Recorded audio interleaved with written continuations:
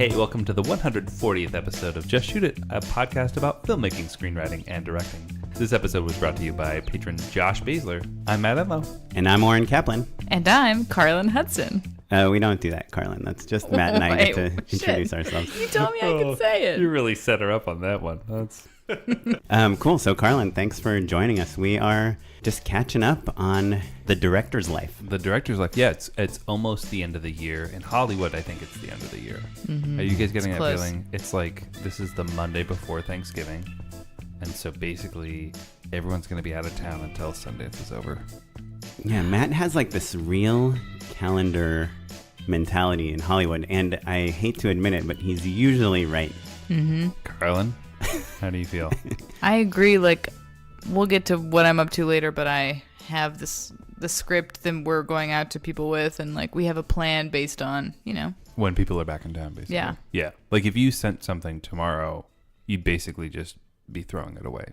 Yeah, and it's confusing because in meetings they're like, I want to read it over the holidays. That'd be perfect. Yeah. But my reps are like, no. Yeah, they're right. Because think about it. Think about any job. If you started a big long-term project the day before you go on vacation for Thanksgiving, are you really going to be like passionate about it? And then what if like when you got back from Thanksgiving, someone sent you 6 other projects that you could also pick from?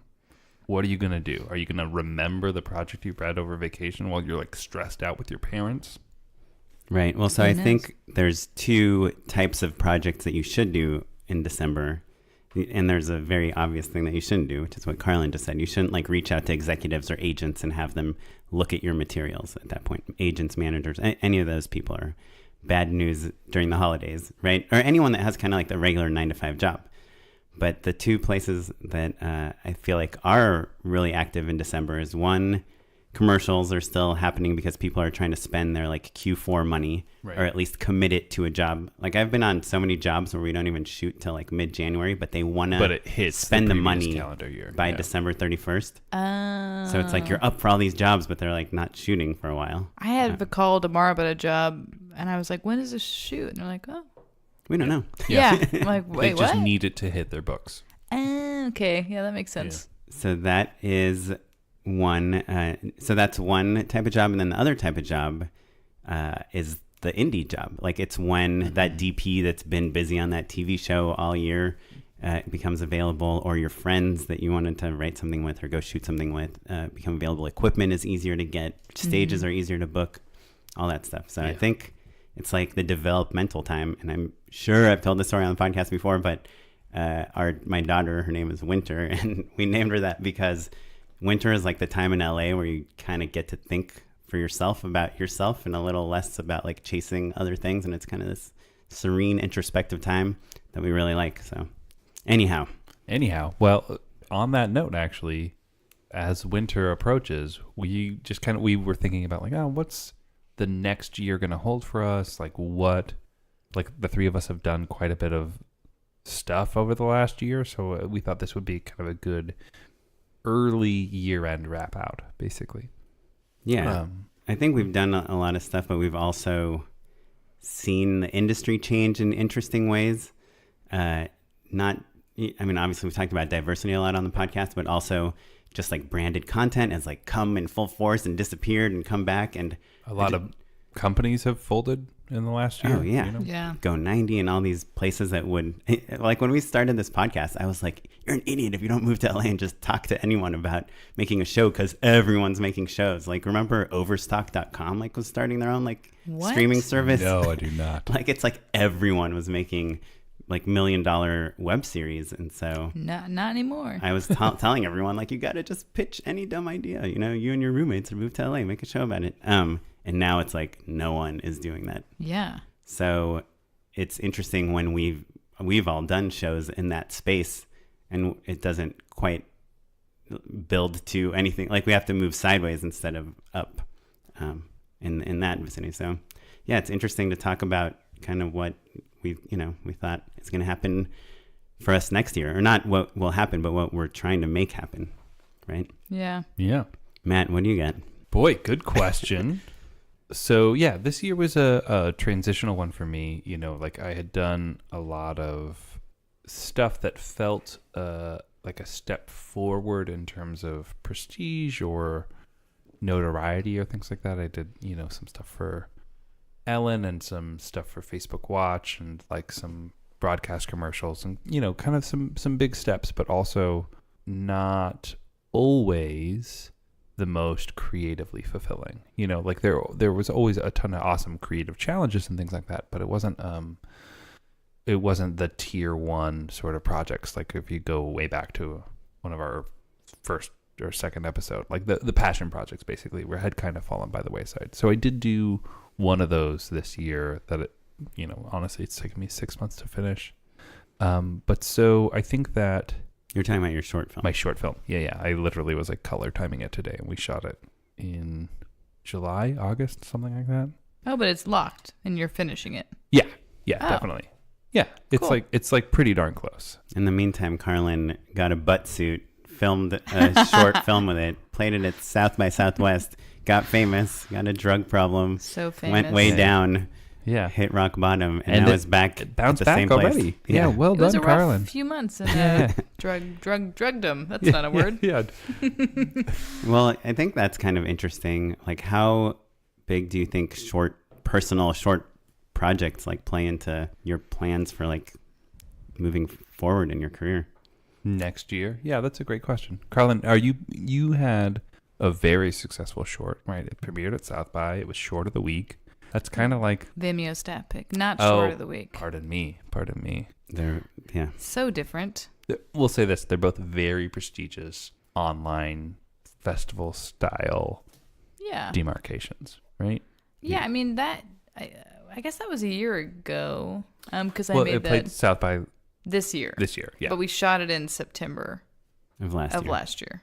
And then you must have submitted it like immediately. Yeah, I got an extension. Did you?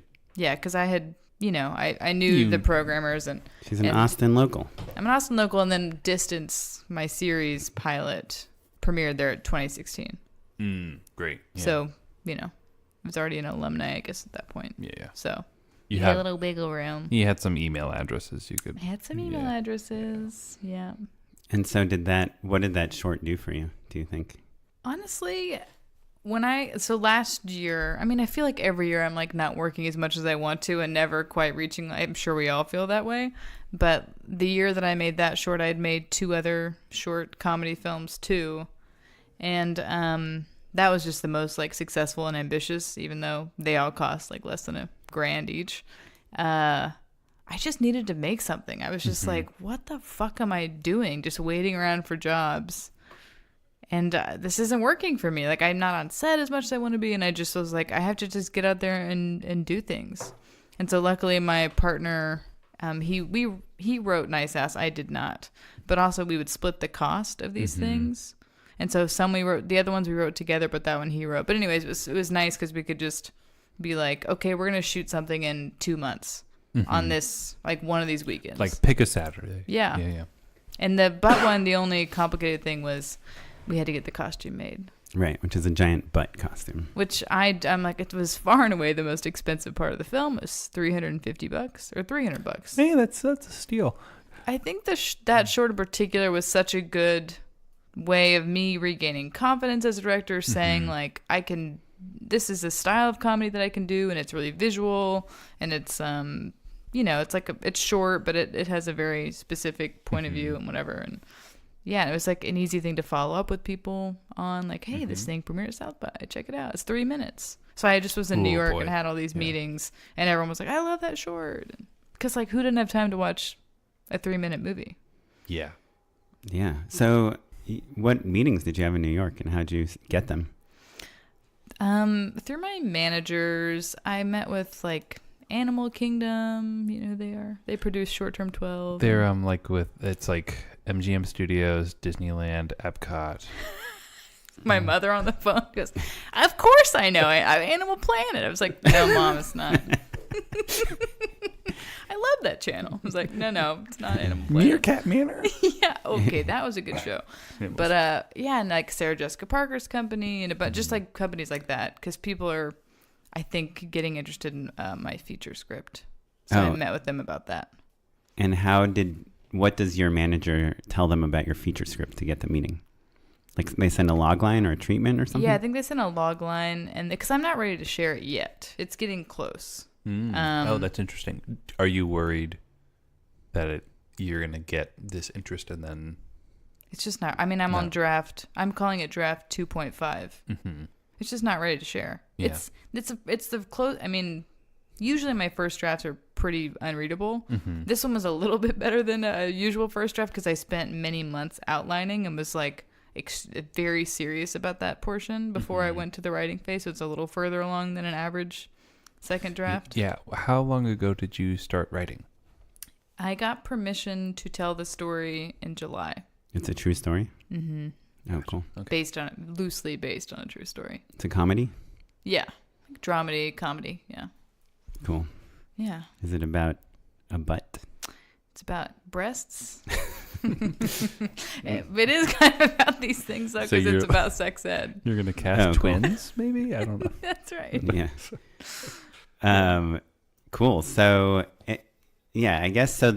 So it's like we're putting out these building blocks, right? The nice ass South by Southwest. Even if people haven't seen it, it's like, hey, this is a, she had a project at South by this year. What I think is really interesting that you said is like it just helped you regain confidence, and it's like there's something important I think about doing something every once in a while that people are like, oh, that's good, Yeah. We always joke about how like every once in a while there's a job you're not going to put on your website or going to make your reel or something. I just heard a phrase for this that I'm obsessed with. Oh. For the meal, not the reel. Yeah. You've heard that. I've never heard I've heard. That's funny, right? Some are for the reels and some are for the deals. I mean, those are both funny. Like if like your 75-year-old agent is saying, yeah, let's just do this one. It's for the meal, not for the reel. Come on. But the job that I'm up for right now is like, it could be maybe for the real, probably not. But like they called me today and they said, it's a for the meal because I told them that last week. It's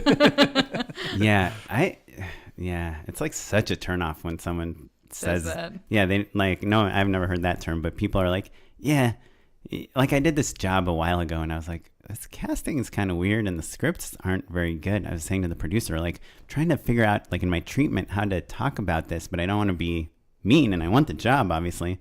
I think it can be good. And then they're like, yeah, we hate it. We're just doing it. That's what the client wants. Sure. Well, there's a difference between making something that everyone knows is bad and is okay with that. You don't want to do that, right? No. But there's also, my Facebook Watch show is a great example of like, it's a show that's hosted and like direct to camera and then has also sketch comedy elements. That's not a thing that I am aiming for in the grand scheme of things. And so like I don't put that on my reel. That is for the meals, but I'm still trying to make it good and that show is good. Right. That's a different thing. But that's a different thing. It is what it is. Like if you're making a good version of if you don't like, if the medium isn't what you want to be known for, it's one thing. But if like something can be really good and it's just like the script needs to change a little, it needs to be simplified a little bit, or it's a little overly ambitious to be good. It's hard. I'm saying you can take a meals job and not be a complete sellout. You know what I mean? Oh yeah. I guess is what I'm saying. Yeah, no, but I guess kind of how this started is that it doesn't necessarily give you the confidence that you need. It doesn't replace one of those jobs. Well, and doing a great job on a thing that you aren't totally aspiring to doesn't give you any confidence either, and can deteriorate it as well. Like I did a good job on my Facebook show and didn't feel emboldened by it afterwards. You know? Yeah. Well, the worst is like, years ago I was doing a lot of comedy stuff and somehow I got like a hidden camera thing that was comedic a little bit, but it was real people on hidden camera. And I did one thing and it came out like okay. And then all the people that I did it for just kept hiring me over and over to do hidden camera stuff, which I had zero interest in doing. But it's like, I guess I'm not going to turn down a job. Right. So there's that aspect of it too, where you just keep getting the jobs that you don't want to do, but they're jobs. Yeah. Well, so you have your short done. Do you want to make another short? Like, I guess, what's the... Yeah, that's a great... I mean, I think about making another short all the time, but I think also I just want to make a feature. That's kind of like the short of it. This Right. isn't a Pun proof intended. of concept. No. No, yeah. No. You read it. I read it. Yeah. It's purely just like the short that I made before was an exercise in just doing something that like is my voice that I do start to finish and that doesn't take a ton of resources. Like, you're talking about a gray one or one before? A gray one. A gray one. Yeah. Which is like, it takes place in one apartment. It's 2 actors. And I was like, how do I make that cinematic and cool and fun? And it's just 2 people talking. And like, I can do that in one day and it's not going to cost me a ton of money. I'll borrow some gear and ask some friends to help out. And it won't be a big imposition to anyone, basically. Yeah. And it turned out great. And I'm happy and proud of it. It's not going to win Sundance. Do you know what I mean? Which is an interesting, weird feeling to know that like there are things that, of course, everyone would look at their film and go, oh, there are things I would do differently. But like it didn't have aspirations to be the thing, my opus, right? Which I think is a helpful strategy to have. But also the flip side of that is that like, it's not the most audacious thing that will come out of me. You know what I mean? But also, this is from the guy that thought Paranormal Activity was like the worst movie you ever saw before it came out, right? Sure. So, like, I could be wrong. I could be wrong. And I could be a genius, Oren. You're right. Yeah, no, and also we've all done, like, I mean, all those Quiznos things I did, I was like, this doesn't make any sense. And then that's the most... those are like the most viewed things that I did. So, I mean, I'm sure there's an element of you just like being bored of it, a little bit.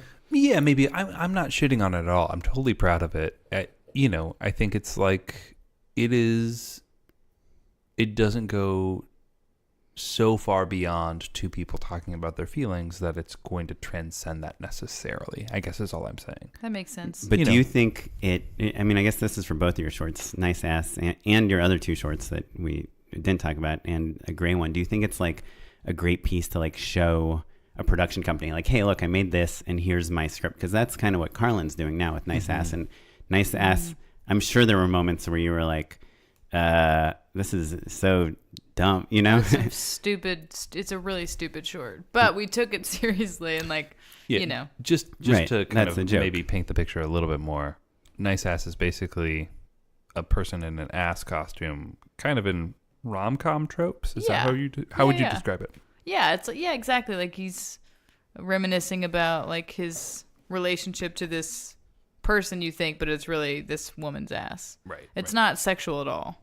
It's kind of like the fantasy sequence in the first Harold and Kumar where Kumar falls in love with a bag of weed. It's kind of like that. It's kind of like that. Yeah. But we modeled it, like we shot on like vintage zooms, and it's like has a sort of, beautiful, the montagey stuff is very like Hollywood rom-com sort of. Yeah. It's a satire. Yes. Yeah.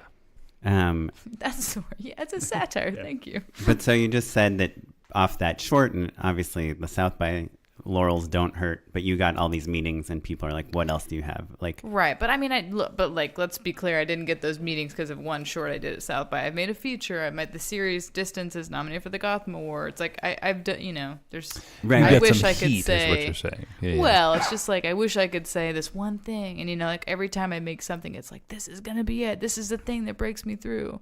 But it's really just like another cool thing on my resume. Yeah. Well, and so to that end, I think that shorts are good in that sometimes it's nice to just have something in the hopper. Yeah. Right. Well, that's the thing. I think it's like so important to like just be showing people new things. Yep. I know this one director who's like insanely talented, and he directed this like one of my favorite commercials of all time. But it was like 10 years ago, and it's like a multi-million-dollar like commercial for a giant company, and you guys have probably seen it. It's like really good and really well done and cinematic and narrative and storytelling. And I know the people that represent this person for commercials, and I'm like, he must work all the time. He made these like amazing commercials. And they're like, well, they're all like 10 years old. Yeah, they're like amazing, but we can't really sell. You're like easier to sell because you have something that just came out last week, and so we can show it to someone. And so that it is like so important to just keep making things. And so even, yes, of course you have, you have all these amazing things you've made and a track record and resume, and you've worked with like great filmmakers, but having a short that just won South by is an excuse to have a meeting. Yes, that's true. Or, yeah, did it win? No, but I really liked how that sounded. I was like, did it win? No, it didn't. An official selection is a win. At least that's what laurels look like. Genuinely, that's true though. You know, like I think, it would be nice if it was like, but I don't even know, like grand jury prize, I guess would be the thing you would have won. Yeah, and at Sundance, friends that I know, haven't you had Jim Cummings on Sure, the show? Yeah, like winning a prize at Sundance is a different It's helpful. thing. Yeah, but you know, it's funny. Like I think that I remember Jim's year, people referring to different shorts as the short that won Sundance. I know. Like everyone's like, oh yeah, this won Sundance, that won Sundance. The Procedure, which is my other favorite out of that year. We've talked about this one on the show. That's the one where this guy just gets kidnapped and he gets strapped to a table and then butt gets lowered from a ceiling and farts in his face. Oh right, yes. I haven't seen this one, but I've heard of it. I should just go watch it. You should go watch it if you're okay with seeing buttholes. Not. So it's so frustrating. I feel like I'm always writing fart jokes and people are always telling me to remove them, and then you like hear about these fart shorts winning awards. It's like the bane of my existence. I don't want to sell that short, but it is literally just a fart joke. Amazing. Like executed as expertly and as concisely as you possibly could. Well, I guess I wonder how inspired you were, because you sell your short as a pube joke. That's true. And your short was an ass joke. Yeah. Wow. Yeah, real feelings with highbrow stuff over here. Yeah. Well, so I don't have a plan for next year, but something that I've been really thinking a lot about and excited about is like this idea of the proof of concept of like making the $1,000 short that sells a tone. Like it's something I've learned a lot from the treatments that I've been doing pretty much all year, is that the writing, some people read, some people don't. We think we all know that everybody in Hollywood hates reading scripts, right? Reading in general is just like not something anyone does. And so I find that I'm getting some jobs just because like they got the tone from scrolling through my treatment, you know? And so... Well, that's why images are so important, right? Yeah. And I've had this, I've talked about this on the podcast before, but I've been doing like tests in my treatments. I'll literally shoot something with my iPhone, like a camera move, and I'll edit it, put music under it, and I'll put it on Dropbox and put a link in my treatment. And people are like, yeah, thanks for doing that test. And I'm like, sure. Like I'll be in my office and I'll just like pan the phone over and I'll like pan again. I'll be like, yeah, I came up with this thing called a whip pan. Like I'll literally just do dumb things. Like I can show you some of them. They're so bad, but people respond to them. And I feel like the less hard I work on them, the better the response is. So like my new theory is that I want to make this superhero movie about brothers. I just need to get 2 guys and shoot them on my iPhone, maybe like a 5D or something in my yard, doing something, add some effect, and just start sending it to managers and saying, hey, here's a log line, here's a test. Sending it to managers? Or, sorry, producers, I guess. Did you drop your manager? No, I'm with my manager. Or like sending it, like trying to get it made. I'm pitching this other Indian superhero film, and like we're going to just shoot like, you know, like found footage style test for no money. Do you have a script for your feature? No. Yeah. But the point is, if I did, I think it would be really hard to get someone to read it unless I had something to show them first, you know? Yes. However, I do think that like I've been asking my exec friends to send me scripts this year that they like find that are cool and like pass amongst themselves. And, you know, when they do read a good script, it definitely gets some buzz. Obviously, like the blacklist exists. Sure. But I don't know. But like, yeah, people are like, oh man, this is incredible. It's not right for us, but maybe it's right for you, basically. Yeah. Right? Yeah. But also a blacklist script is like a jury winning short at Sundance. Like, true. I guess I feel like it's harder for me, like where my skill set lays. It's way easier for me to do like a test video than it is to write an amazing feature that everyone will be passing around from agency to agency. Let me ask you this. Is it better to just shoot a no-budget feature? Well, Right? Carlyn, you did that, right? It wasn't. No, yours wasn't no budget, right? Around 100. Oh, yeah, I guess that's true. Yeah. Low. Low. Yeah. That's not no budget. That's low budget. Yeah. I don't know. I mean, I have so many mixed feelings on my feature, but yeah, I don't know. What was the question? Is it Matt saying like instead of doing proofs of concept and writing or amazing shorts, scripts? Obviously you have to write an amazing script in order to shoot a feature. But I guess I the thing disagree, but yeah, go on. Yeah, maybe you don't. Maybe you can make a great feature without a complete script. There's plenty of people who do that. That's a great point. But what I'm getting at is that, is there a recipe for a movie that you can make? And Jim would argue, like, yes, 100%. Yeah, is there a recipe where I can make a indie low budget feature that I can pay for myself with a little bit of crowdfunding and not wait, just go do it?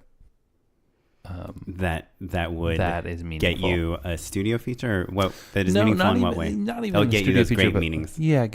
like maybe I'm doing more TV or works out basically.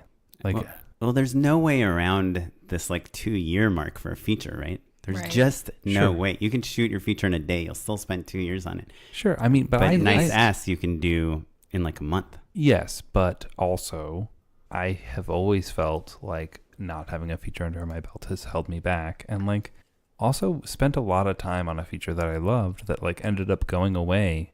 But part of the reason it went away is because like I couldn't get somebody to pay for it because it cost too much money. Mm-hmm. Which is a thing we haven't really talked about on the show, but like that's the gist of it, basically. Yeah, it's hard to rely on other people in Yeah. this business. That's why even like you see what Carlyn was talking about with her partner on these shorts.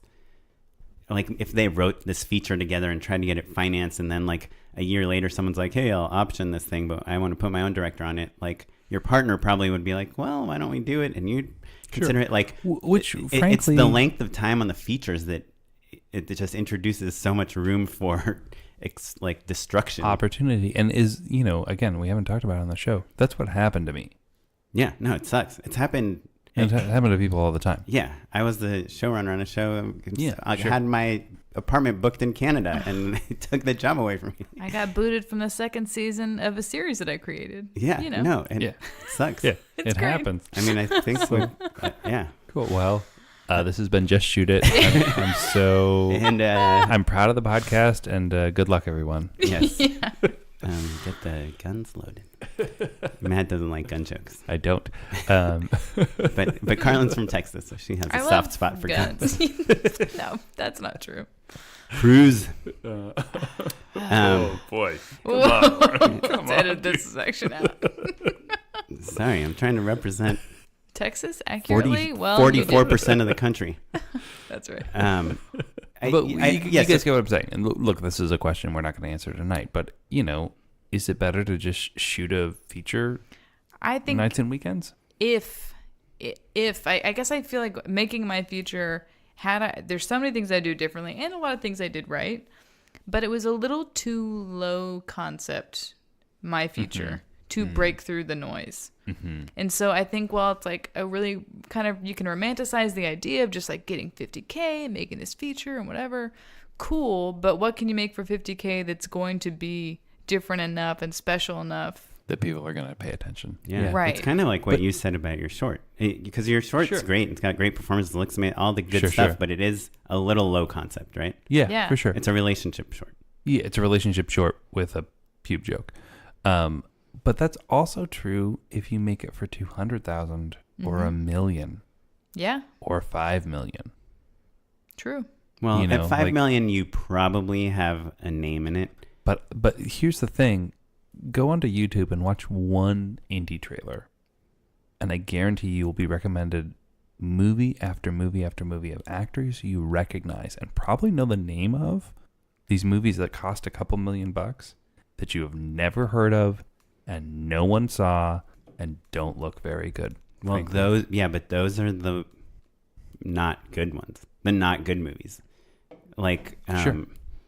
It's But so what I'm saying is that that's exactly my point. If Carlin, your point is you have to make a good movie at $50,000, you have to make a good movie at $5 million. But more than that, I'm saying it's not enough to make a good movie. It has to be a movie that is unique enough to like, because South by and Sundance get what 5 to 10K submissions, and they program 60. Right.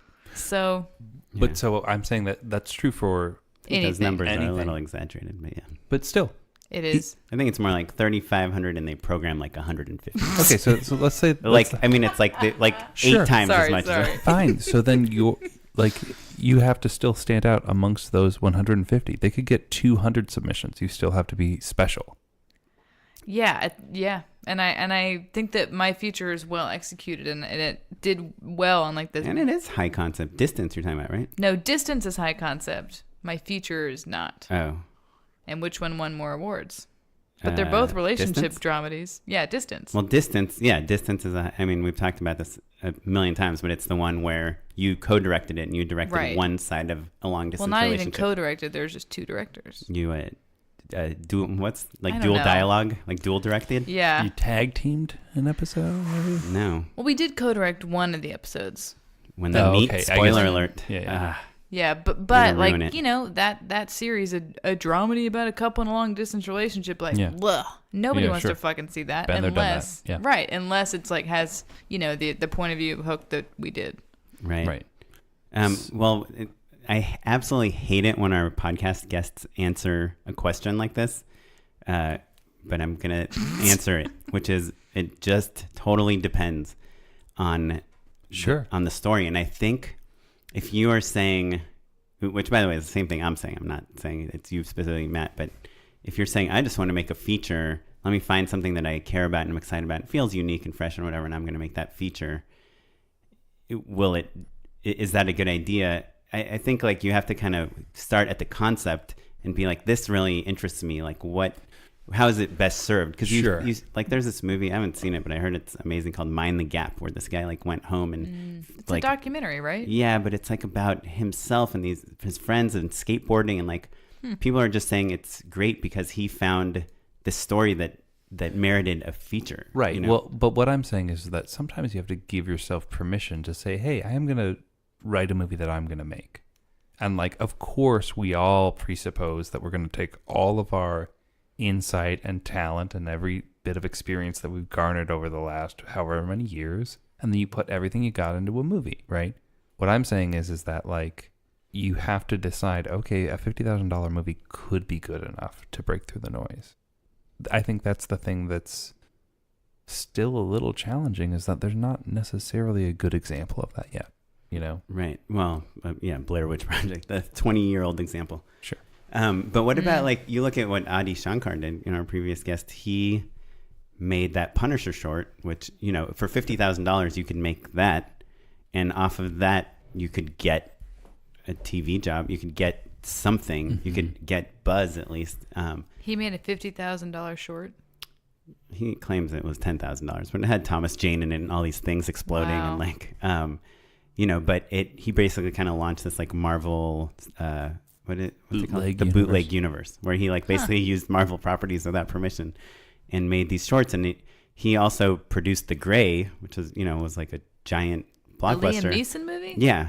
No, the lesson is that what he told us is he goes into meetings and people don't ask him about this like $50 million he produced. Right. They ask him about this $10,000 short he made, because that's the one that there was controversy, and so I think you can make an awesome $50,000 feature if it's like about something, either a true story or some really controversial point of view about something, or something just so personal or unique, or I don't know. I mean, Eli Roth made this like horror film about this like tribe in South America that like had never met people that were like cannibals, and he like went to South America and found these like real cannibals and used them, and like it sounded so, and you had a few $1 million, it sounded like so crazy and interesting, and like nobody saw it, like so I think Real cannibals. you gotta like Name brand. there's no way to hedge it, and I think the best chance you have is to like find something authentic that feels like it's coming from a real place, and make sure that a $50,000 feature is the right way to tell it. But if a $50,000 proof of concept or a $10,000 short is the better way to tell it as a $10 million movie, then I think you might take that first step. Right. Or I'd just write the $10 million movie. You do both. Yeah, I do both. But then who's going to give you the $10 million? Well, while I'm spending 2 years drinking water bottles, You're saving up $10 million. And no, I'm on generals. On generals. I was like, is that? Got it. Yeah.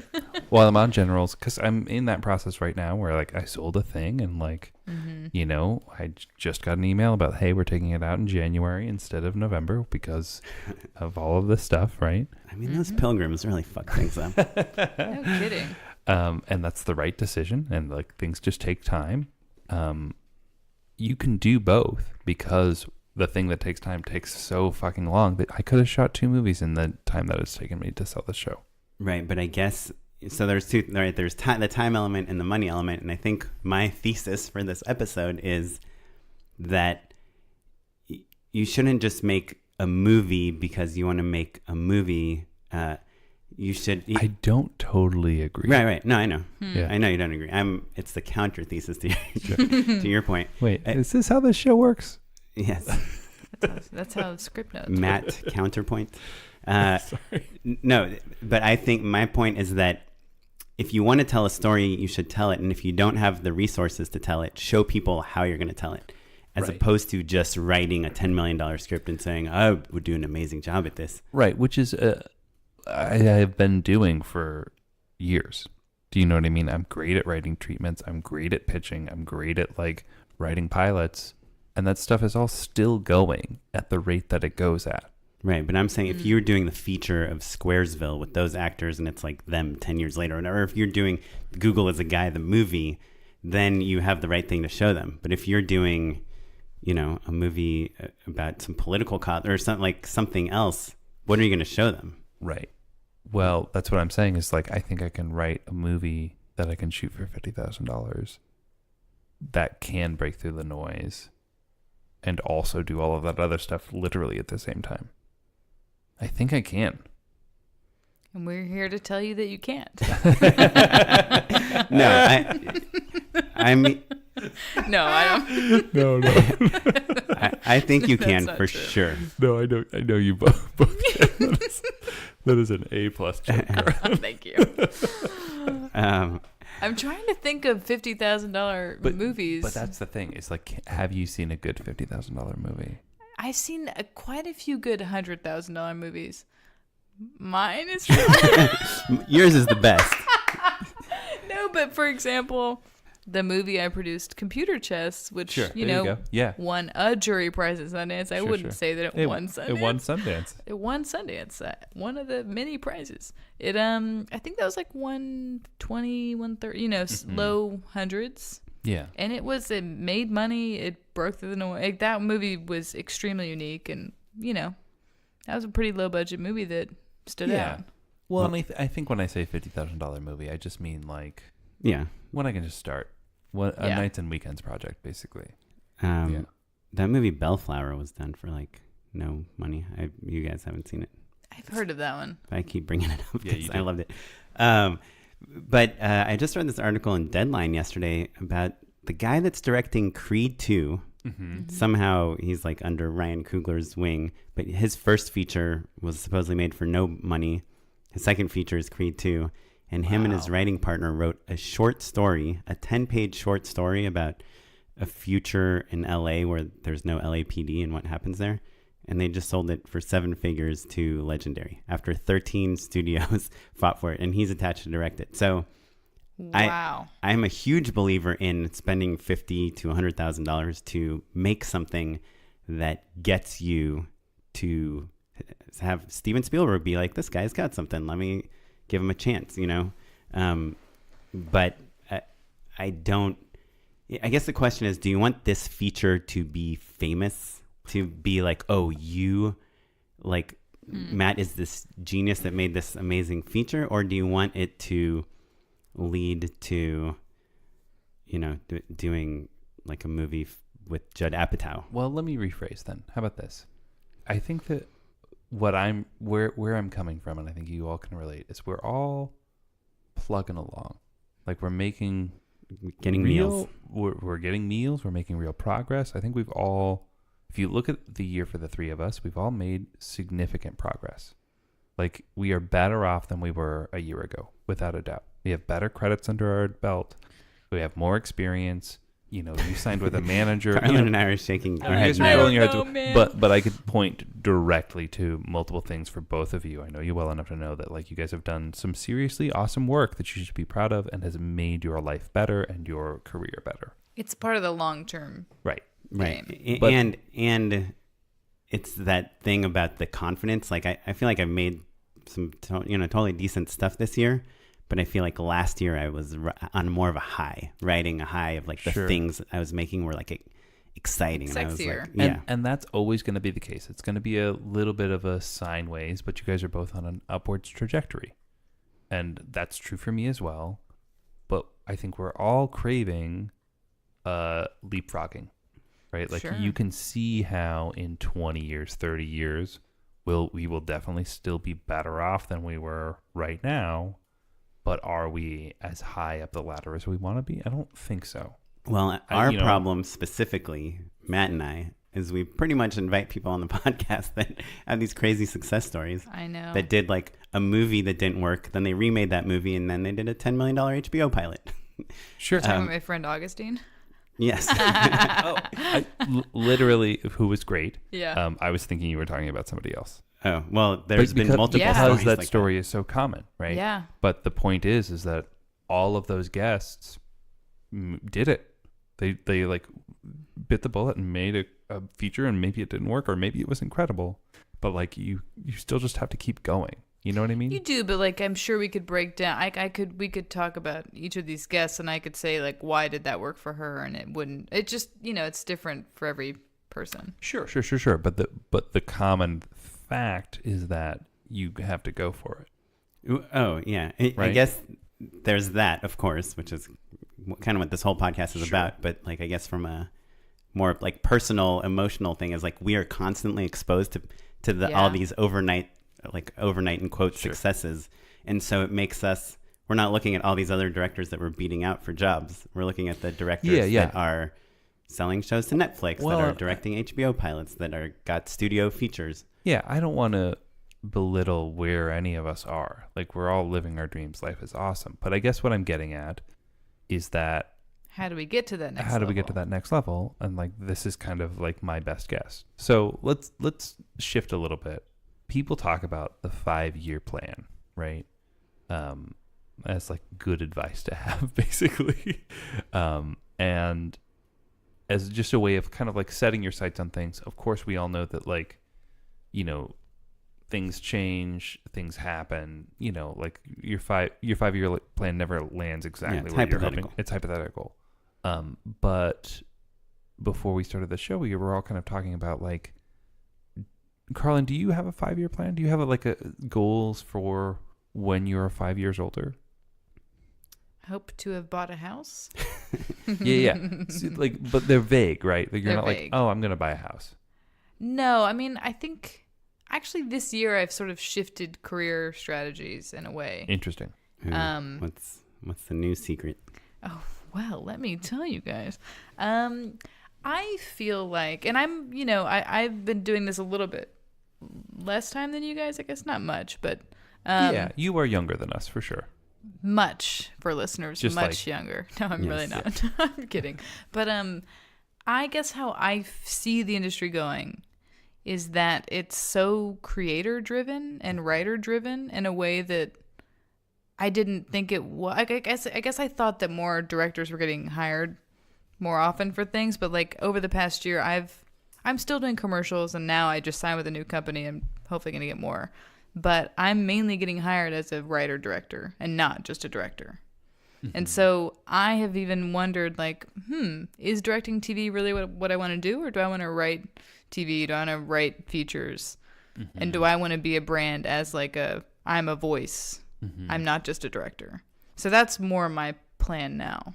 Right. Well, but I guess not everyone would say yes, but I feel like everyone given the choice of like, do you want to be known as Carlyn Hudson or do you want to be known as the person that directed episode 4 of Empire?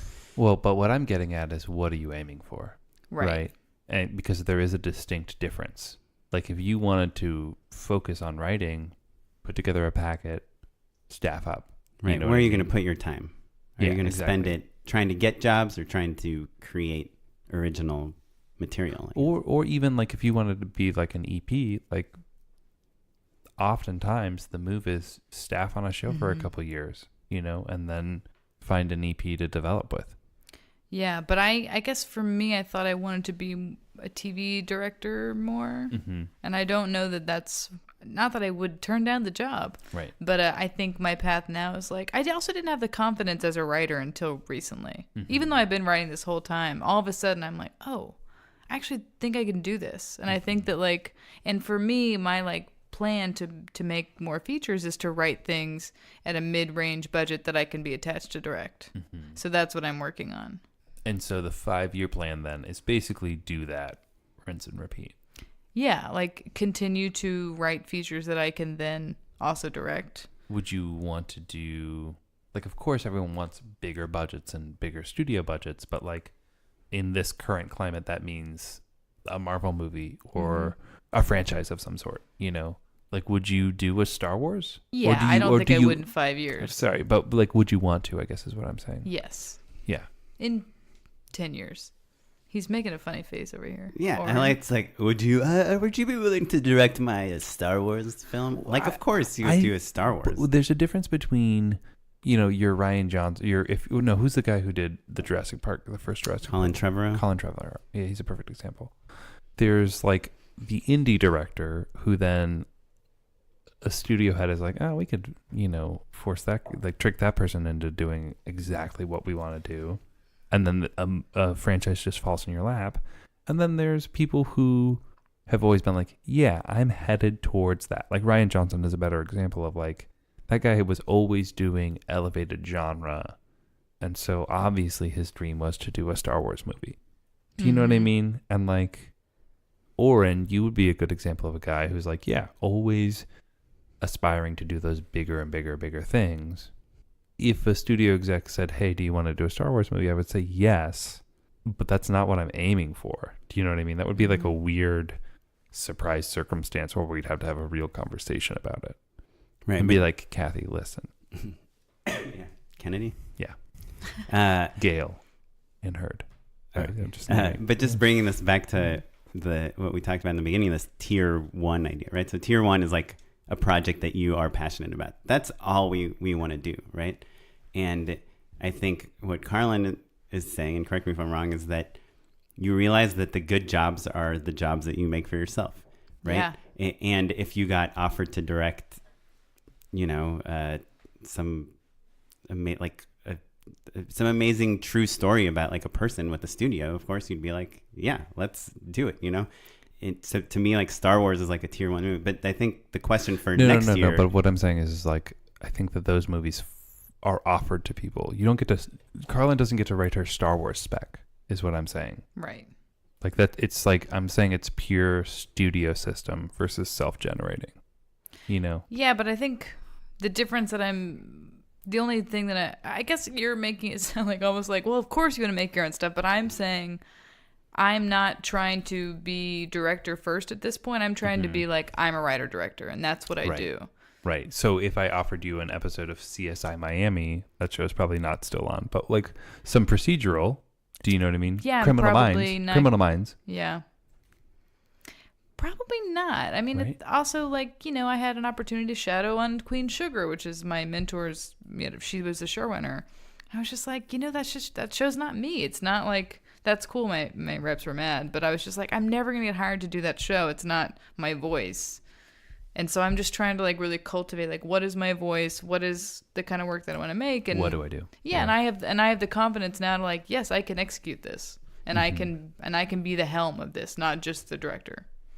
Yeah, but you turned down the shadowing opportunity because you you wouldn't have turned down the directing opportunity. You just felt like it didn't clearly lead to a directing opportunity. Yeah, that's true. And so, I don't know, I guess just focusing this conversation a little more, I think it's like, what are we going to do next year to take ourselves closer to working on like our tier 1 projects, on the projects that we're super excited to work on. Like the studio that's going to offer you the Star Wars or the Marvel movie it's not the next step for us, right? You have to make a name for yourself in some way, like Ryan Coogler or Ava DuVernay or any one of those brother directing teams. The Russo brothers. Yeah, Russo brothers or... the Daniels. No, I don't know who those people are. Yeah, like... They're not brothers. Well, that's on them for saying that. They have the same first name. They must be brothers. What weird parents. Like Daniel 1 and Daniel 2. They are getting offered those movies because they've already done what Carlyn is talking about doing. Right. Sure. Which is establishing their voice in some way. And I think we all want to establish our voice, but for some people it's making cooler and cooler commercials. For other people it's like making proof of concepts with treatments. For some people it's like indie films, and for other people it's like creating their own stuff. I guess my question for you is like, why focus on features and not like a pilot? Because I just love features, and I think they're really fucking hard to write. Harder than, maybe, I don't know. I think they're harder than pilots. We'll see. That's debatable. But I also, because I want to make features. And I also think that if I don't want to be a staff writer right now, so I'm not going to try to write a pilot. Yeah, I would argue if you want a Marvel movie, make features. Yeah. Like Plus, if you want to direct TV, direct TV. Right. And I'm not going, say I sell a show to Netflix. They're not going to let me direct the pilot. Maybe now they would, but mainly they don't. Or a network show, they're not going to let me direct the pilot. Augustine's show for HBO, the guy who sold it was not allowed to direct it. But why did she get it? That's a whole nother story that I can't say. But because she directed a movie that premiered at Sundance and was picked up A24. Right. Yeah. So it's like, for TV, you don't just get to, like, say you sell your show to some network. They're just not going to let you do the pilot. It's not going to happen. Oh, that's in my contract. Well. Yeah. I mean, Tony Ascenda obviously has been on the podcast. He directed the whole show. That doesn't happen for most people, I guess. But also, I don't think I would be able to sell it to a network, basically. It's more digital. Yeah. Or streaming. Or streaming. Not digital, streaming. Yeah. Where it wouldn't be, the stakes are lower, basically. Mm-hmm. Yeah, definitely. But if you sold your pilot and it, like, you shot a few 3 episodes, like web-size episodes, and they did well, and you directed them, then you probably could convince them to let you direct the pilot. I don't know that you could. I don't think you could. Like the Broad City, like you don't think the person that directed the digital show? I know for sure that he did not. Okay, High Maintenance. So High Maintenance is similar to probably the deal that I did, basically, where it's like I'm directing every episode. So if you buy the show, it's because you're buying me. Right, and that's basically what we're all saying. High Maintenance was a husband and wife team. Like it was Ben Sinclair and Katya. I can't remember her last name. Sinclair. No. But you know what I mean? Like there's either you're buying the entity entirely or you're entering into the studio system, basically. Right. I guess that's what I'm saying is with this proof of concept thing is like you make the script or whatever, the concept, the treatment, the pitch, the scriptment, and you make the material that proves to them that you're the person that should direct it. Right? Like when you're directing a $50,000 feature, it's because you are proving to people that they should hire you as a director. Right? Right. So, I don't know. There's just no right way to do any. Well, I guess the reason to $50,000 feature is that I don't have to prove it to anyone. Yeah. That's the point. Right. It is the proof. Yeah. So, I don't know. I guess my answer, I don't have a 5-year plan. Yeah, I was going to say, Oren, what is your 5-year plan? Clearly a proof of concept. He's been really sure, but that's I hope that's a 6-month plan. That's true. Well, I think I spent all this year writing all these treatments, and we talked about I do these like 20 to 30 page treatments. If I just did that for a project and then shot a test that's not just on my iPhone, but with some friends on the weekend, like you shot your short film. And I did that a few times. I feel like I could sell something. We all know people to sell stuff to. We just need to show them something that will catch their attention in 3 minutes, like your short film. Have a concept that's like high concept and fresh and unique, and we need to prove to them that we should direct it, right? And so I think those are the elements, and you can do all of that for like almost no money. You can also write for no money. I don't know. I just really, maybe I'm like really hammering home the writing thing. But it's also the one thing you can do that's free. It takes time. But it's harder for people to take things away from you if you also are the one who's writing it. Right. I wonder if we're just kind of circling around our core competencies. Do you know what I mean? Oh, maybe. Maybe it's like Oren, you certainly are like really comfortable on set. And like you can put together a group. And like obviously all of us can do all of that stuff. But like I like the physical building. You of like things. yeah. Like you're coming at it from an putting engineer. together the pieces. Yeah. Yeah. Uh-huh. And maybe Carlyn, you're realizing that like, oh, like you coming at it from a place of writing is the thing that you like best. Yeah. You're comfortable and you don't need anyone else to. Yeah. And I think there are more writing jobs than directing jobs as well. Oh, that's interesting. I would agree. Everything directed, except for documentary, Right. is written, but not everything that's written is directed. Right. I wonder, that's funny that you say that because this is maybe a stupid thing to say on a podcast, but I'm going to say it. I think that in TV, oftentimes the writing is more valued and more precious than the directing is. The directing is For sure, but you still have 10 writers. Paint by numbers, basically. Yep. On some shows, yeah. Or on most. Yeah. Some are special and like give the directors more. So I feel like the barrier to entry, like if you've got a couple good recognizable episodes of TV under your belt, then I think you're kind of in. Whereas like you've got a great one act, or like you wrote a great, shouts and murmurs for the New Yorker, or like you have a great like we know a lot of people who have a lot of great specs.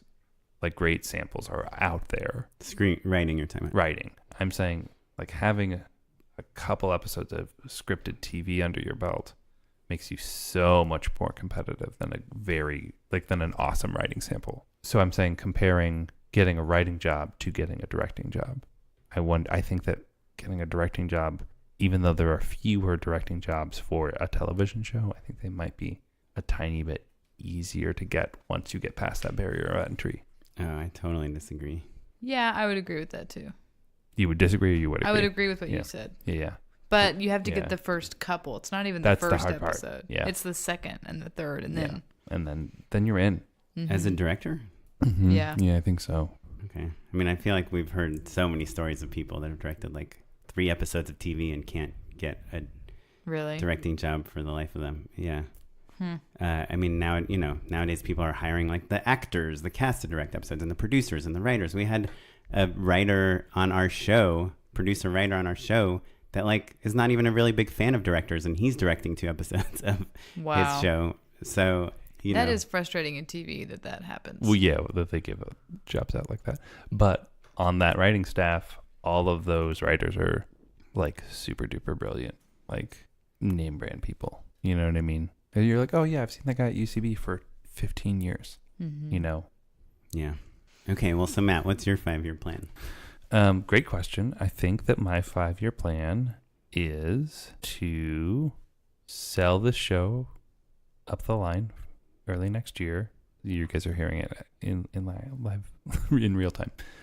Sell the show, shoot a no budget feature, and then that I write. So finish that script this year, basically. Shoot it next year. Sell the show. Use that buzz to continue to move into TV, basically, and then do features in between. Is that wishful thinking? I don't know. Sounds great. There's a thing that I tap out at. But what about in the summer? Oh, this summer? No, next summer. Like when you're done with all that. Yeah, well, development. Very poorly formed joke. Oh, that was funny. Yeah. But develop in the summer, basically. Like that's what I think a lot of like that's when you do your pilot or whatever, right? Yeah. No, I mean, the joke was that you're going to be done with all that stuff by the summer. I get it, and then it was see. so crazy that I was like, surely that's not the joke. Okay, so on the topic of the 5-year plan, the thing that we've all been talking about, I had the thought, we talk about actors will do this sometimes where as an exercise, the other people in an acting class will all address each person individually and like give them a list of adjectives to like say like, oh, this is what, when I see you, I think of these 5 things. Fat, mean, like that kind of stuff. Yeah, exactly. Great. Yeah. Vindictive, hurtful, Smelly. Crass, dumb, all that stuff. Anyway, Can't wait. but as a way of understanding the way that you're presenting yourself and maybe what you're the things that you might be more apt in being cast in, basically. Like what is your essence is what you're trying to get to, because the way that you see yourself and the way the decisions you make are not necessarily emblematic of how people see you, basically, is what I'm getting at. Right. If the goal for all of us that we want people to hire us because we're Carlyn or because we're Oren, because we're Matt, how do we see each other as presenting, the best way to present ourselves, right, to the world?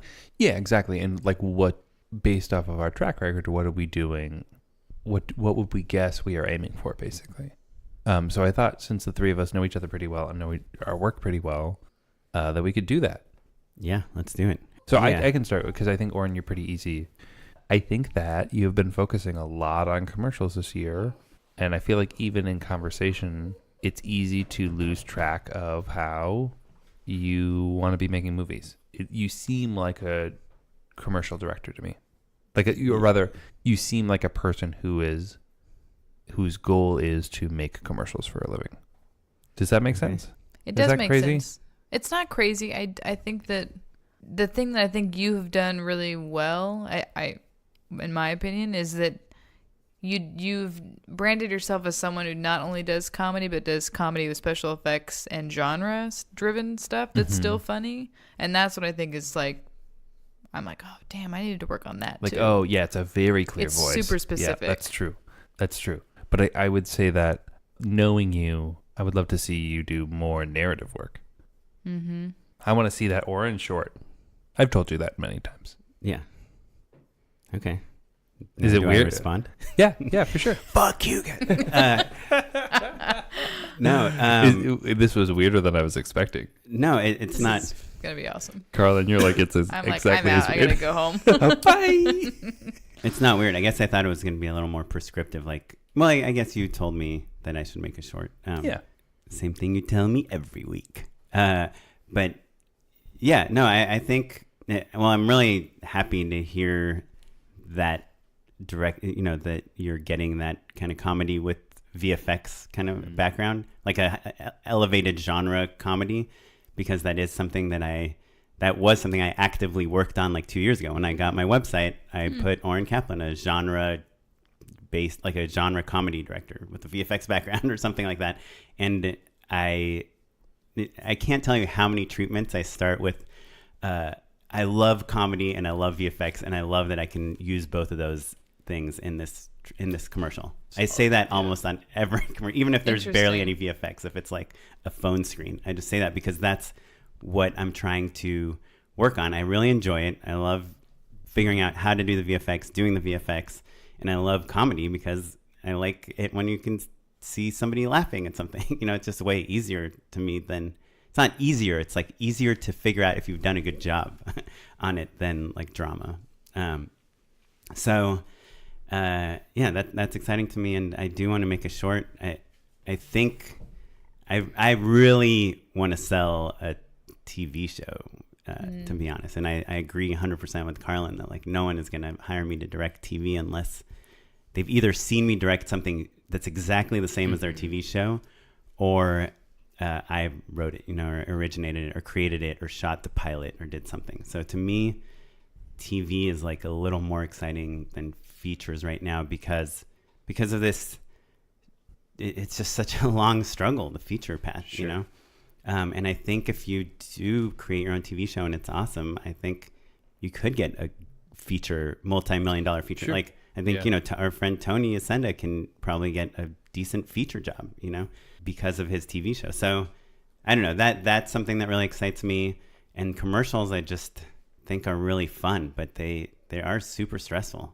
And the budgets are going down, and the work you have to do to get them is harder. And I've just pitched on so many things that have literally gone away after spending weeks and weeks of working on them. Yeah. So it's like hard on the ego and the soul, And so I think to acknowledge what you're saying, balancing the commercial work with some more narrative, soul fulfilling, like I have the job because I created the job work is necessary for me. Sure. Yeah. Cool. Well, thanks for the feedback, Matt and Carlyn. Who wants to go next? We should go to Carlyn, right? So we end on me, right? Yeah. Sure. I don't know why, but yeah. We're going in a circle. Could have been a circle the other way. We can Yeah, go it's to a me. triangle. Either way, I don't care. I No, think no. I'm ready to just get this over with. Yeah. Yeah. So Matt, you want to talk about Carlyn? It's so much easier to talk about you, Warren, because like you're the other person whose career I am the most in Familiar tune with? Yeah. Well, I can Yeah. I can start on Yeah. Carlyn because like Matt said, obviously we don't know your day to day as much as we know each other's. Like we are just constantly telling each other what we're working on, and we're up against each other for so many things. But this year specifically, Carlyn and I were up against each other for a lot of things. I mean, the three of us were in the mix on I think a lot of things, and maybe not always for the same project, but at the same you and I company. weren't up for much, were we? A couple things. Maybe. Yeah. There was that one series that the woman told us both that we were the only people that she was talking to. right. Yeah, I was like, wait a minute. But we figured it out not because we were like talking. It came out like Who knows? it was pure happenstance that we figured out that we were both up for it. Yeah. Yeah. But I guess my only point in that is that I have a better idea of like where you're kind of moseying around. And we've obviously talked a lot about reps, and you have a really strong commercial background, but also like a strong indie narrative background. And I think that those are both great. I think that that commercials are excellent practice. Carlyn, Too soft. Did you? Yeah, you just rolled your eyes. Yeah, I hard. did. But I do think like the first time you came on our podcast, Matt and I, it was like this time when we just heard over and over and over people calling us and asking us if we know good female directors, asking us and at that time we told you, or at least I said, like, you'll be directing like big TV shows in a year, because there's just like people like you are in demand, like talented, like female, like good at things, good storytelling, good at meetings and all that stuff. And so I guess the truth is you can't, there's no surefire way to do anything. But if I were you, I would shadow, and I would write the feature, and I would do the commercials, and I would do everything, because I think you are good at all those things. Like, I think you have strengths in all those different places, so I wouldn't skip any of them if I were you. Yeah, I the more you talk, Warren, the more I'm like, cut out all the fat and just do features. Except for how do I make a living? How do you make a living? No, I know. Meantime. I know. Well, look, that's the circle we're all kind of. Yeah. But I guess what I'm saying is that the sooner you crack features, the sooner you're not worried about any of that other garbage. Like when you do a LaCroix commercial, it's for fun and for money, and because you want to go on vacation, and they think you're fancier. Okay, so you're still doubling down on features for Carlyn, even though she already made a feature. Yeah, but she wants to make more features. Yeah. Right. I guess just saying like just put all your energy into features. It's like if this next one doesn't hit and the next one doesn't hit, but the third one does, that's like 6 years down the road.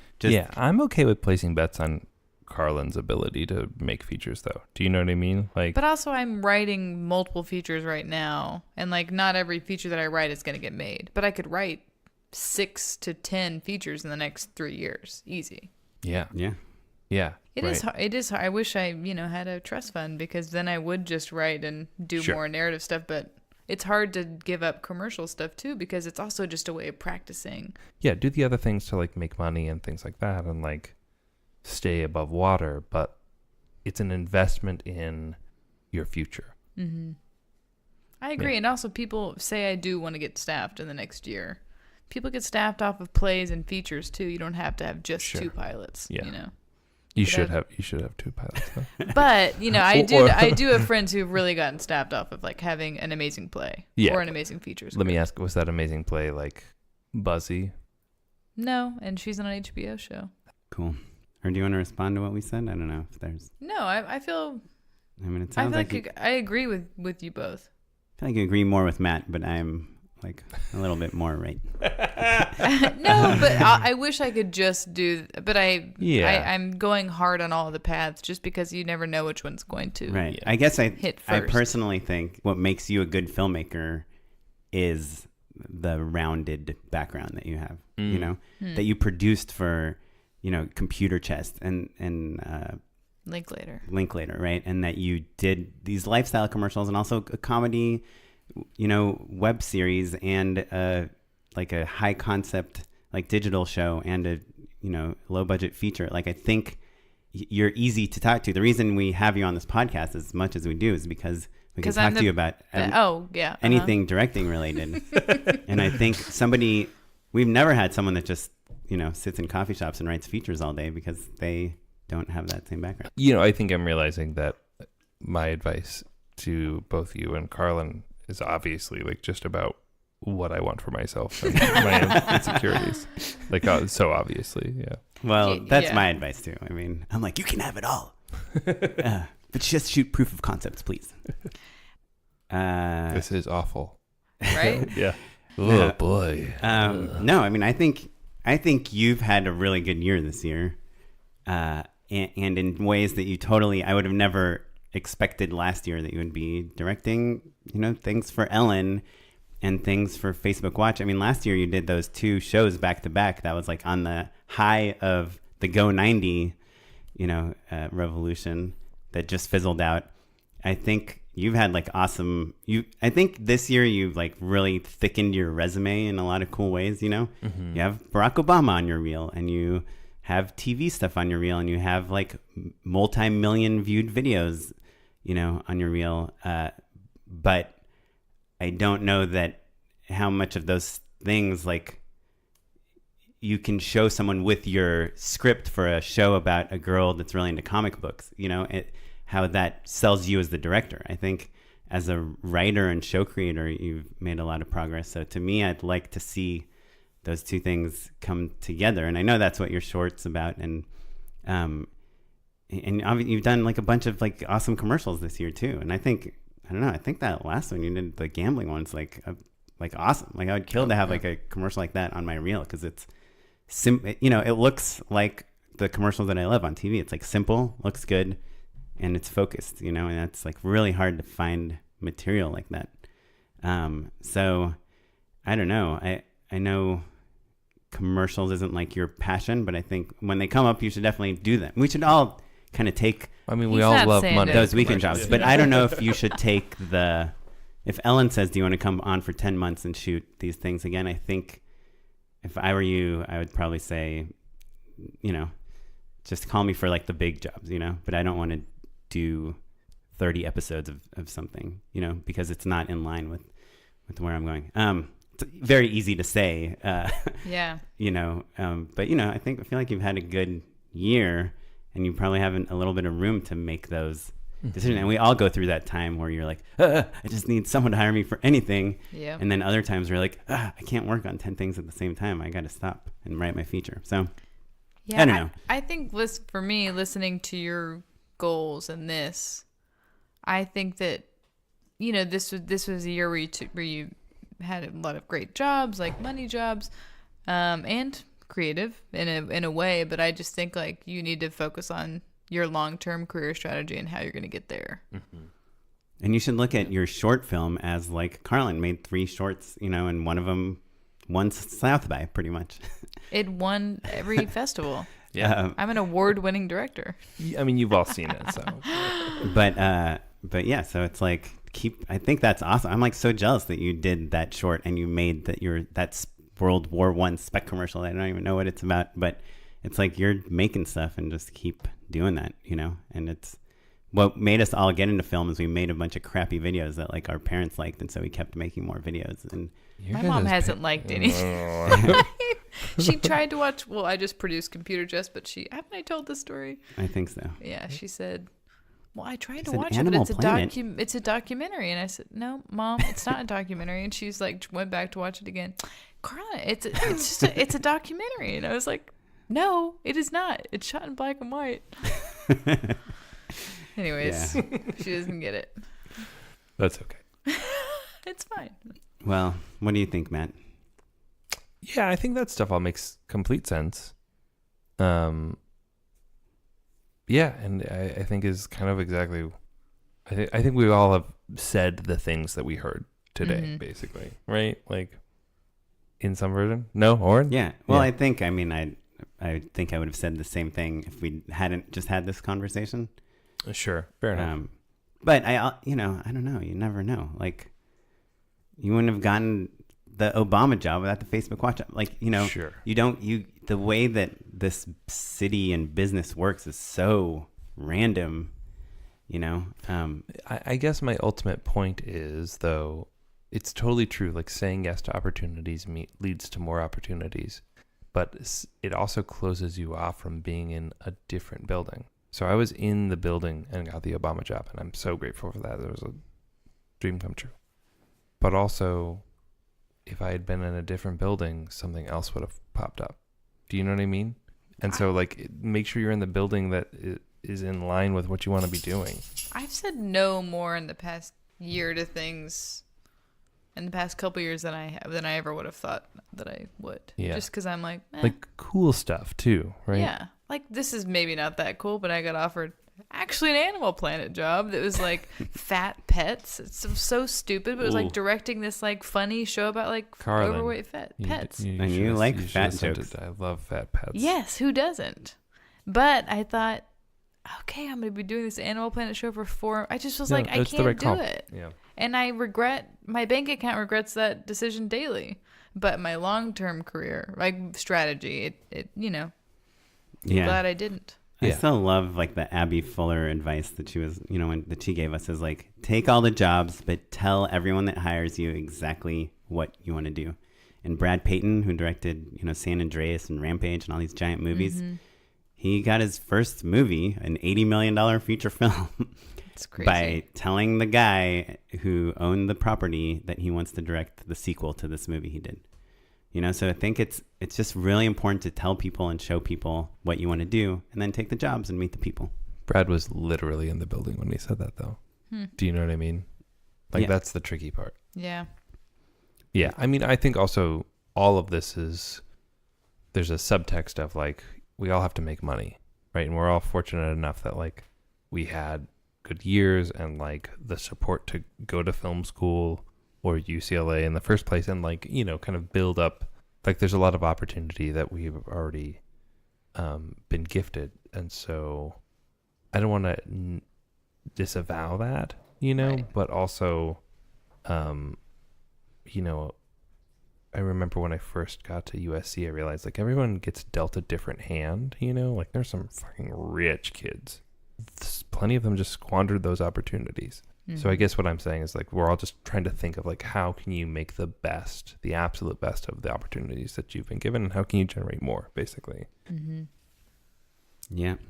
Well, let's see. Let's make a vow right now that 1 year from now, we will get back on this podcast and see what we've accomplished. Team. Well, should we jump into our final segment? Dang. Unpaid endorsements. Carlyn, you got anything? I have so many. Oh, good. The Bodyguard on Netflix. Oh, really? Why is nobody watching this but Oh. me? People Can't are be watching just it. me. I feel like someone has brought it. Is it like The Bodyguard, like the Whitney Houston, No, Kevin Costner? it has fucking nothing to do with that. It's confusing. It's Robb Stark from Game of Thrones. Uh-huh. And he's the bodyguard of, I can't remember the name. It's the person right under the Prime Minister in the UK. Not Whitney Houston. She's not alive. Oh, you're right. But I mean, not a pop star. Not prime a pop prime star. minister. It's Sub-prime minister. It starts. I'm not giving it away, but it starts with him like a not well, who knows? There's a bomb that could go off or maybe not in the public transit system in the UK, in London. And then The underground. the underground.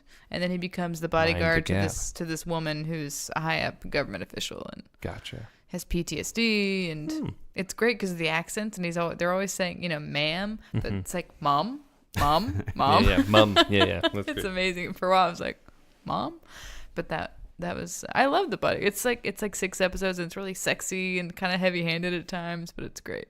Yeah, that sounds good. Dude, Yeah. I just had a commercial idea where like everyone's names in the commercials are like Alexa, Hey Siri, and Okay Google. And people are just yelling them at each other the whole time. What's the advertising? There we go. There's my Amazon Echo. It's advertising like security, like, Oh, I that's don't know, good. something to like stop having people listen in on Great. your conversations. You got to shoot it this year. Okay. Wow, Jeez. Alexa's. Oh, shit, I said her name. Don't say Alexa. No, just because I was just thinking of like why it would be funny if someone just kept saying mom over and over. Right. It's very funny in this show. It's not a comedy whatsoever. The Bodyguard. That sounds great. It's 6 episodes. I mean, Oh, really? yeah. Nice and easy. It was Oh, the most great. popular series in England this year. Oh, all right. I have 2 real quick ones. Yeah, do it, Oren. Amazon Prime Homecoming. Have you guys seen it? I just started it. I fell asleep. Thoughts? First Yeah. episode. Oh, I mean, the filmmaking is insane, right? Yeah. Oh, yeah. The sets. It is nuts. And I'm really enjoying it. I'm 4 episodes in, but That's why I got to keep going. yeah, I mean, Kara fell asleep in episode 2, but I really like it so far, so it's cool. And I'm also like a huge fan of Gimlet Media, the too. the people behind the show. My other thing is a program. I actually sent Matt an email about it today. He never responded. I'm sorry. He's busy. It's called PureRef, P-U-R-E-R-E-F. It's like totally free, and it just lets you organize all your images if you're making a treatment or doing anything that relies on images, and you have like a ton of them, and you're trying to organize them and move them around, and just I don't know. You just got to check it out. Like type in PureRef into Google, and it's free, and it's this awesome program. I'm going to show it to you guys after this. Such an podcast. Warren endorsement. You're such a great resource for that kind of nerdy sort of stuff. Thanks. I love it. You said that with such glee. I know, but it was a compliment. No, his thanks. He was like, yeah, I know. Yeah. I am the expert. I am that guy. Have I endorsed Spider-Man, the PlayStation 4 game before? Just The Spider-Man? original character? No, the PlayStation game. Oh, no. Boy, you guys, Spider-Man on PlayStation 4. Oh, I've heard about it. I though. take it back. You're the nerdy one. Oh man, it's so good. It's really awesome. I don't play video games. Let me recommend Sorry. it. How do you feel about Spider-Man? Do you have any Neutral. feelings? Yeah, neutral. That's a guy. Spider-Man is like Charlie Brown, but with superpowers, right? So like he is always trying his absolute hardest to do the right thing, and then it inadvertently like hurts his social life in some way. So he's always letting somebody down because he's busy saving someone or something like that. With great power comes great responsibility. And the game does a great job of like making you feel like you're actually swinging and stuff. Through New York, it's incredibly rendered, but also the story is really genuinely awesome. Like it weaves in all of the emotional beats of Spider-Man and like the sense of responsibility and like a little bit of franticness of like really trying to like get it all done, like there's a mugging, and then there's like, a guy who's got a bomb, and then, Vulture is flying around, all this stuff, crazy stuff all at once. And then like Aunt May is like, you have to hang up on her to go save the world or whatever. Is it an open world? Yeah. Sounds really stressful. It's great. It's great. And also very good natured. So open world, right? Like, in the world of like Fallout, which I love, but also like Red Dead Redemption or like Grand Theft Auto. Grand Theft Auto, those games are all very destructive, right? Mm-hmm. You can't accidentally like run a pedestrian over in Spider-Man, but you can give them a high five if you want. It's awesome. It's for kids. Yeah. Or adults who have played it to 100%. You have a whimsical completion. sense of Yeah. wonder about them. Yeah, Spidey. It's the Yeah. best. Cool. Well, thanks for the endorsements. Anything else? I think that's all we got. Oh, wait. I'll say one more. Oh, yeah. My friend Hannah Fidel, which actually you guys should have on the show. I just thought of it. I feel like we maybe reached out to Hannah. Maybe. Her movie came out. It's called The Long Dumb Road. But I saw it this weekend. It's playing the Laemmle, and it's available for rent. It's really funny. What is it about? It's about this young man who was like the star of Dope and some other, not the star, but one of the stars, like a up and coming guy. And he Jason Mantzoukas? Jason Mantzoukas. Oh, sure. It's his first leading role. Oh. And so he's, surprise, surprise, a grifter. And this guy's going to college, driving from, it's a classic road trip movie. So he's like going to college in LA, and he picks up Jason Mantzoukas, and, And lots of things happen. It's really fun. it's a long, dumb road. It's a long, dumb road. Great. Awesome. Yeah, I really enjoyed it. Well, that's exciting. Mantzoukas is very funny. He's very fun and gets pretty dark at times. Yeah. Awesome. Well, thanks so much for being on the show, Carlyn. Thank you. Hope I didn't bum people out. Ugh. Just us. Good. No, you were awesome. If you guys have any comments, you want to tell us your 5-year plans, want to tell us if you think we're on the right paths or the wrong paths, please email us at justshootitpod@gmail.com. You can also hit us up on Twitter, Facebook, Instagram, everywhere. We're at justshootitpod. Leave us an iTunes review. It really helps people find the show and is awesome, and we read them on the show as well. And this episode was edited by Christopher Robert Grave, and our producer is Madeline Rosewatt. Our webmaster is Ewan Williams, and the music you're listening to is from the Free Music Archive and the artist Jahzzar. That's all we got. That's all she wrote. Thanks, everyone. Bye. Bye.